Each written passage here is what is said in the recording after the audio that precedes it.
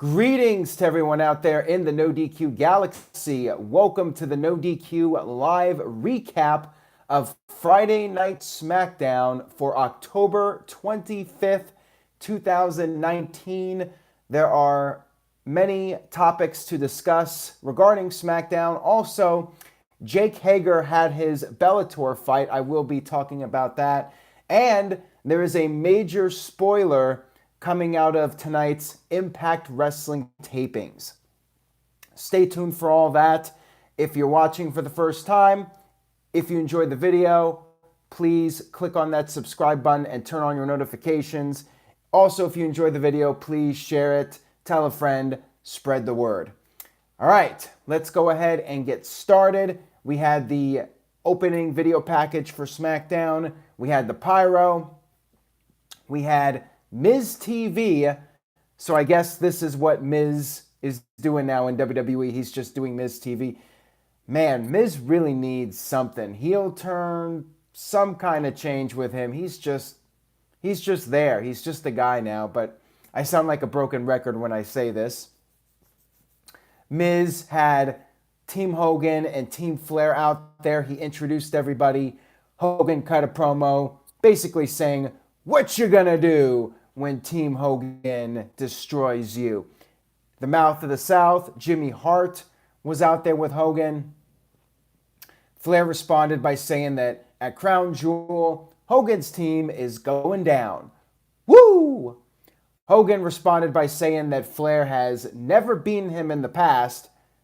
Time out here, but I can at least point out one occasion where Ric Flair did defeat Hulk Hogan, and that was the Super Brawl 1999 pay-per-view.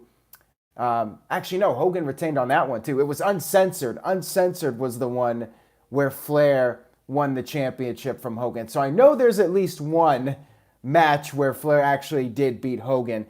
That was the steel cage match they had where they did the double turn, which really did not do very good for WCW in the long run. Anyways, enough of that. Let's get back to SmackDown. Sami Zayn had some promo time. He made fun of Shorty G. G got on the mic, talked about how he's proud of who he is, yada, yada, yada. And then he added that he wants to shut up Sami Zayn and silence the doubters. Ali took some shots at Sami Zayn, said Zayn is only a mouthpiece now, that's all he's good for, and then added that his breath stinks. What is this show written for 7-year-olds or something? Jeez, that line was cringy. That was like a Roman Reigns line, something that WWE would give Reigns. Corbin got on the mic, said that Flair's team will rule with an iron fist. Reigns responded by saying that Corbin's outfit is stupid and he wants to punch Corbin in the face. Again, I feel like this is being written for 7-year-olds. Hogan said, why not have a preview of Crown Jewel and do a 6-man tag team match? Sami Zayn said he would consider it. Hogan even called out Sami Zayn to be part of the match.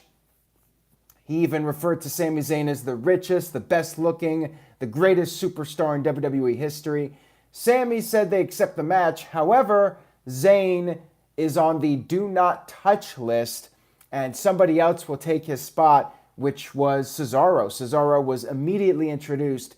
So apparently, Sami Zayn knew going in that Hogan was going to issue a challenge and he wasn't going to be part of it. So he had Cesaro right there, music queued up to come out there. And there was this huge fight and this was set up for the main event. We had the New Day coming out to the ring. Xavier Woods was on Big E's iPad cheering them on. The announcers brought up how Xavier Woods suffered a torn Achilles tendon and had to have surgery. Kofi was tossing the pancakes around like usual. We had Kofi Kingston and Big E versus Rudolph, Dolph Ziggler, and Robert Roode. And what was interesting about this match was that the announcers brought up how next week Kofi and Big E will challenge the Revival for the SmackDown tag team titles. So how do you book this match? Do you have the guys challenging for the titles win and set them up to face the champions? This is WWE. So nope. Instead, you had Dolph Ziggler score the pinfall victory, and furthermore, he pins the former WWE champion Kofi Kingston with a roll-up. Now, I really hope that this is more of a subtle tease for a Kofi turn. Otherwise, this was completely idiotic. But then again, knowing WWE, you almost expect something like this, where Kofi's now fully back into the mid-card. He can get pinned very easily now, and he's back to being just your random mid-carder with the 50-50 booking after months of being pretty much Superman and kicking out of everything.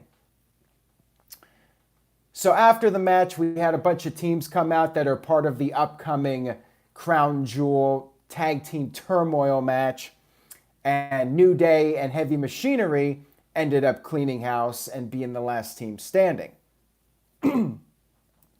We had a commercial break, and I noticed Brodus Clay. By the way, this show was on FS1. I know some people might have missed it, even though WWE kept promoting it. This show was on FS1, and there was a commercial with the man formerly known as Brodus Clay, hyping up his Fox News segment that he does. Just throwing that out there.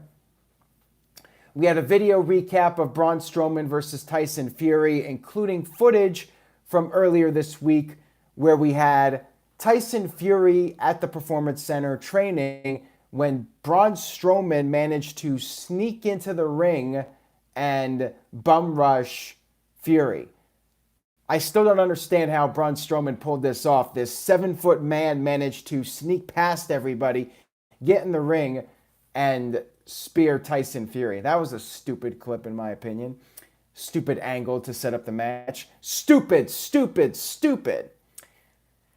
We had Lacey Evans defeat a local enhancement talent. She basically called her nasty and said that she's not even going to bother doing the match and she's just going to leave the ring. She insulted the town. She walked out of the ring, and at the count of 9, she ran back in, hit the woman's right, and that was that. That was the entire match.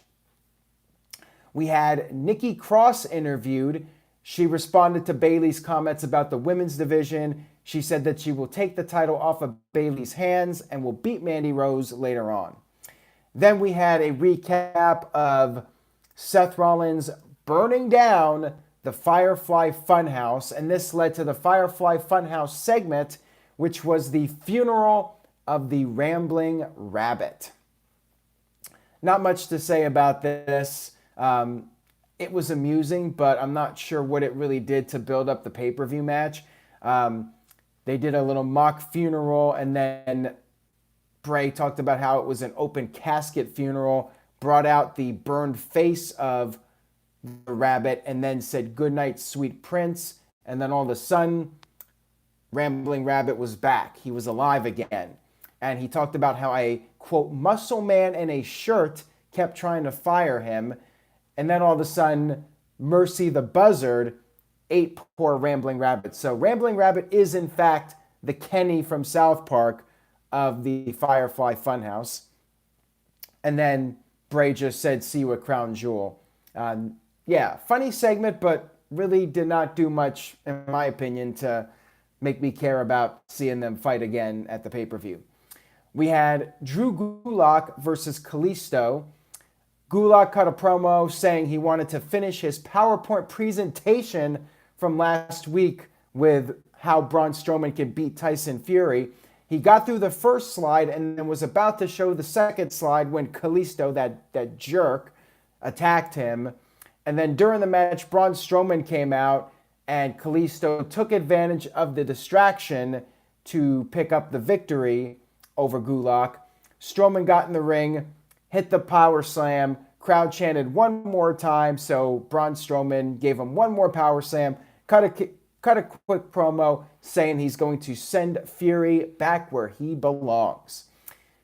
You know, this would be funny if every week Gulak tried to show a slide from the PowerPoint, like next week he does the third one, Then after that, he does the fourth one. And even like a year after this storyline is long forgotten about, you still have Gulak coming out there trying to finish his PowerPoint. WWE should do that. For the next year, they should just have him come out there and try to get through all the slides. That would be funny. I want to see that happen now. But I doubt WWE would do something funny like that, just because it would be a waste of TV time, really, not really building up to anything. But I would personally find it to be amusing. We had a Daniel Bryan interview. He said the Yes Movement is back. Or no, he didn't say the Yes Movement is back. Michael Cole was asking the question, is the Yes Movement back? Cole introduced him, recapped the storyline we all want to forget about with Eric Rowan and Roman Reigns and Daniel Bryan. Cole mentioned how the crowds have been chanting yes, but Bryan hasn't really partaked in the yes chant, so he wanted to know what's up with that. Before Bryan could explain what the deal is, we had Sami Zayn and Shinsuke Nakamura come out for the second segment for them of the evening. So these guys getting some TV time tonight. Sami showed the footage, the promo back in November where Daniel Bryan turned heel and said that the Yes Movement is dead. Zayn talked about how that broke his heart because the new Daniel Bryan is the real Daniel Bryan as far as he's concerned. And he said how Bryan is actually good and honorable, but the people are not. And Daniel Bryan cares about the environment.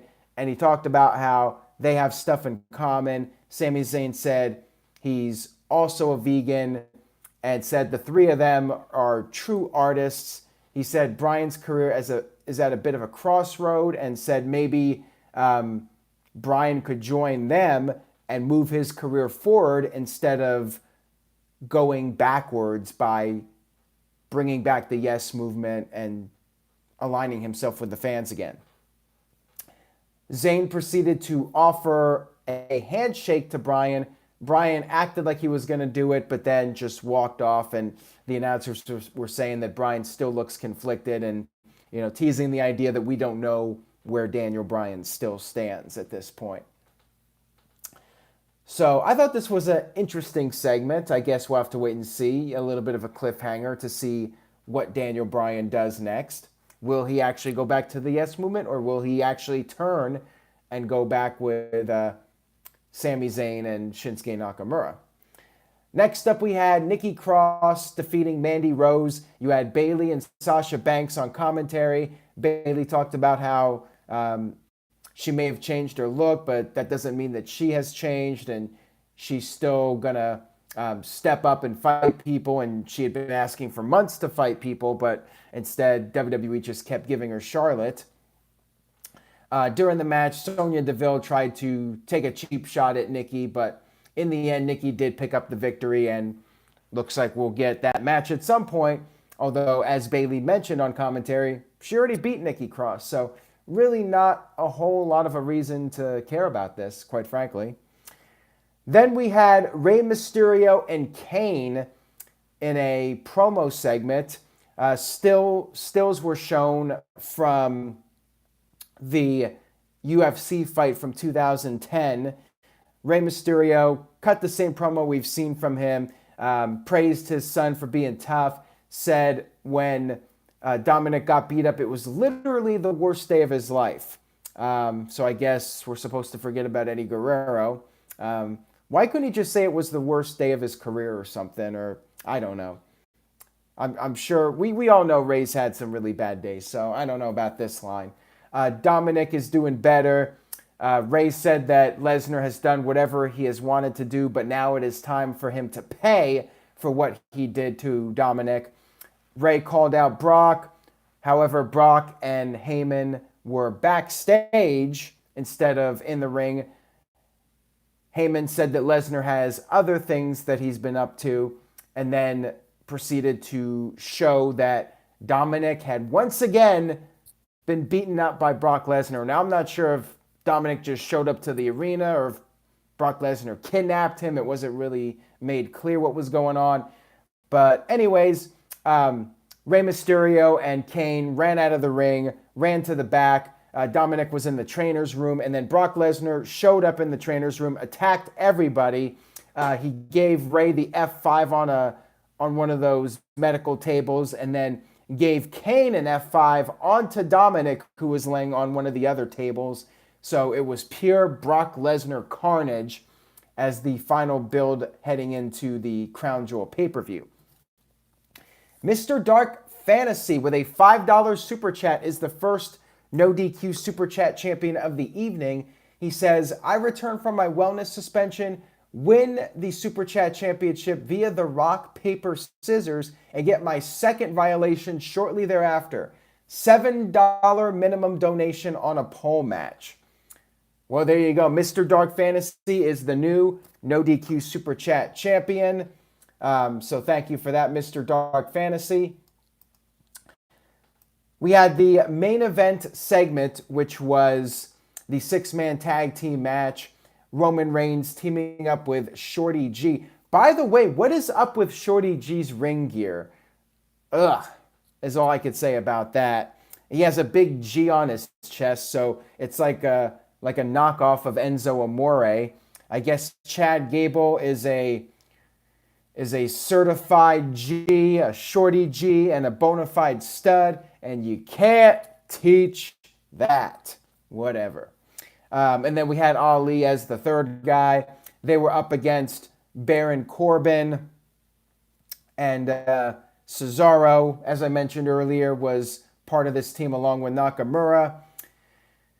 Pretty good main event. I enjoyed it, even though I felt like the outcome was predictable. I felt the faces were easily going to pick up this victory, but everybody got their moments in this match, and Roman Reigns actually let the other guys shine a little bit.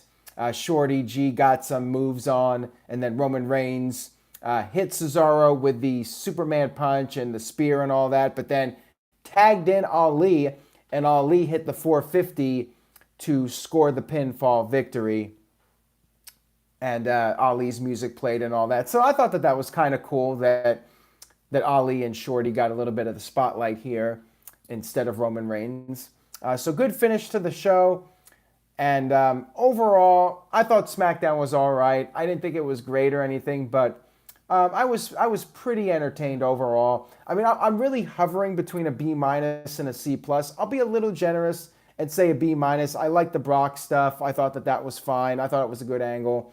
And main event was good. Bryan thing was intriguing. So there were some things on this show that I thought were pretty well done. But there were some parts I was kind of like about.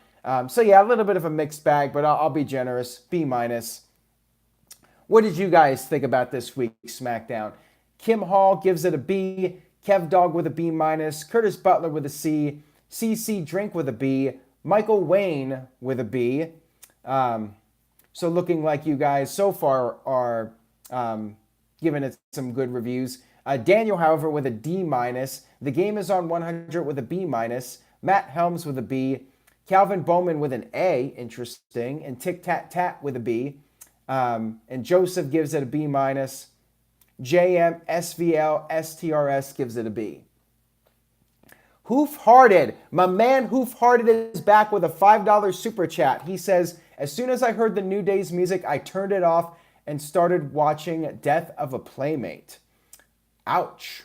Well, we'll say that via the Kofi Kingston Trouble in Paradise, which might not beat people anymore, but we'll have to wait and see on that. Hoof-Hearted via the tip is the new No DQ Super Chat champion. I mean, now that Kofi's back in the mid-card, we got to have the tip continue to be a dominant finisher. So we'll use it for the No DQ Super Chat championship.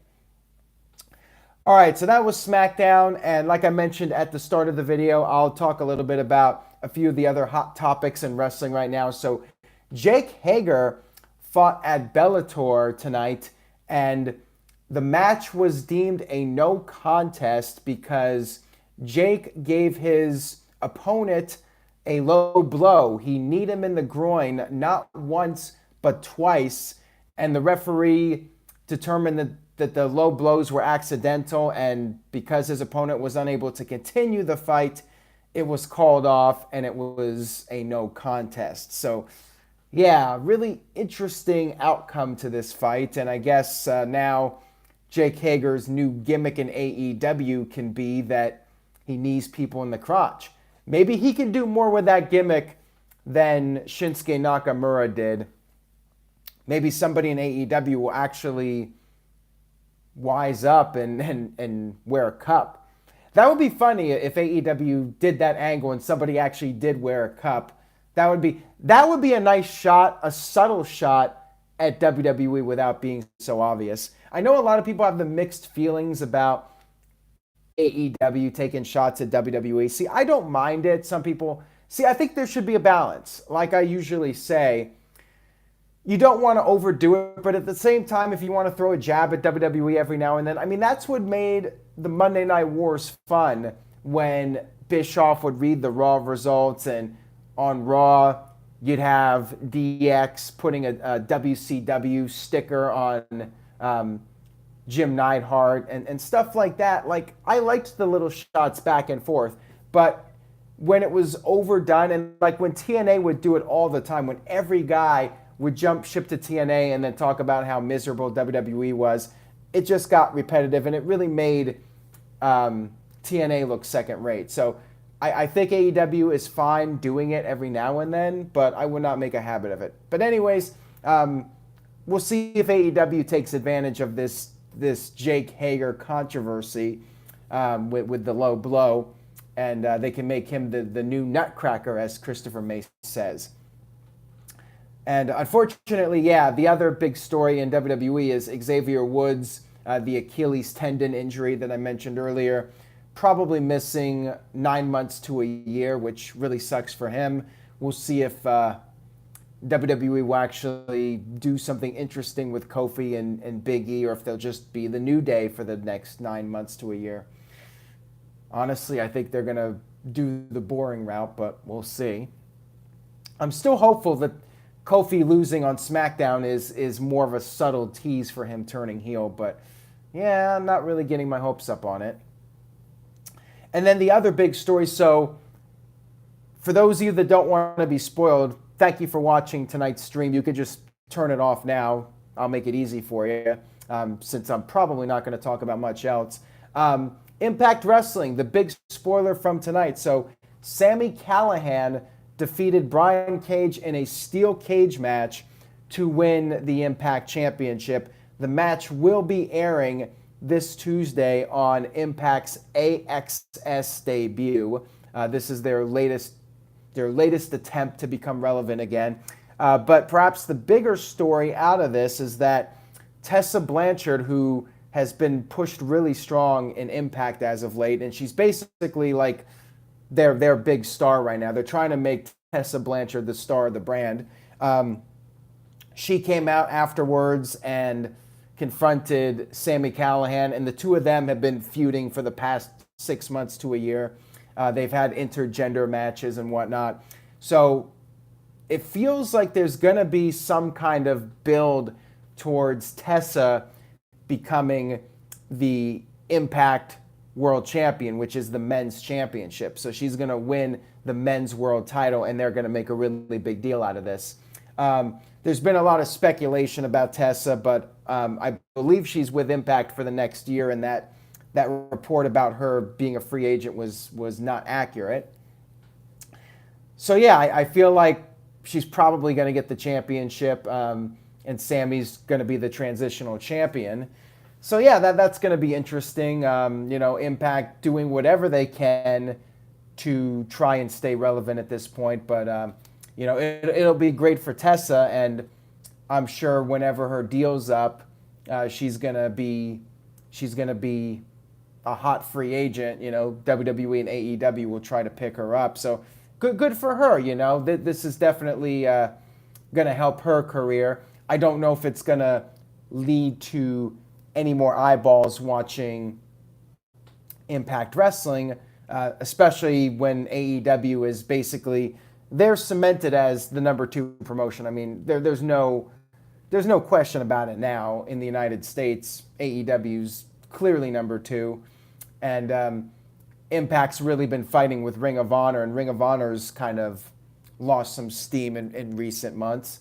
But yeah, Impact's basically trying to fight with Ring of Honor and NWA for that number 3 spot. And now you got New Japan coming into the United States as well. So it's a very crowded marketplace right now, on top of all the content that WWE's already putting out. So yeah, Impact's got to do whatever they can.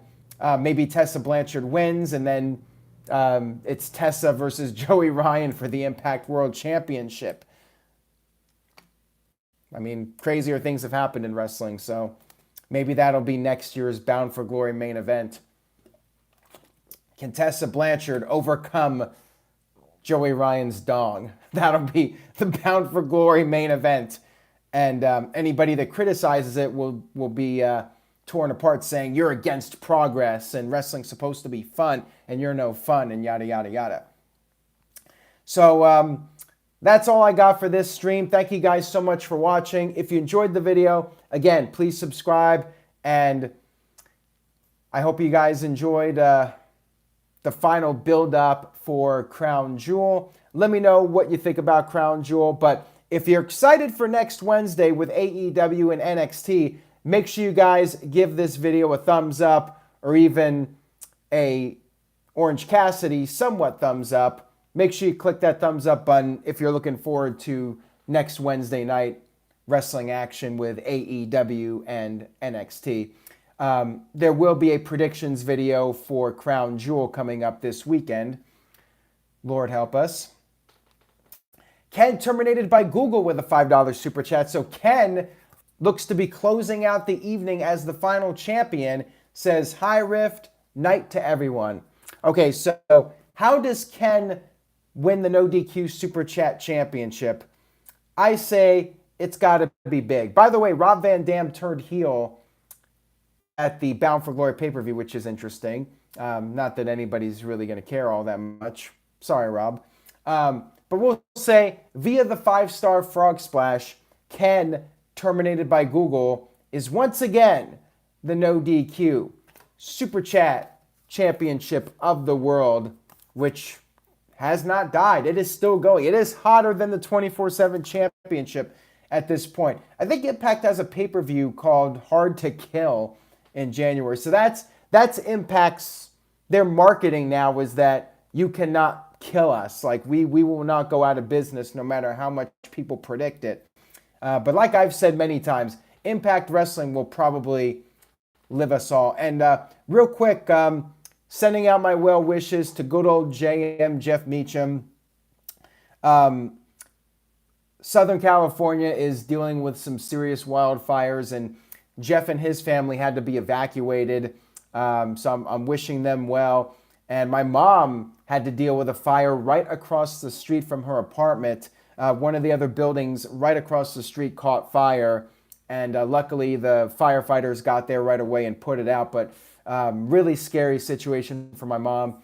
But she's doing okay. She's a trooper, and you know that would be traumatizing, I think, for just about anybody. She's hanging in there.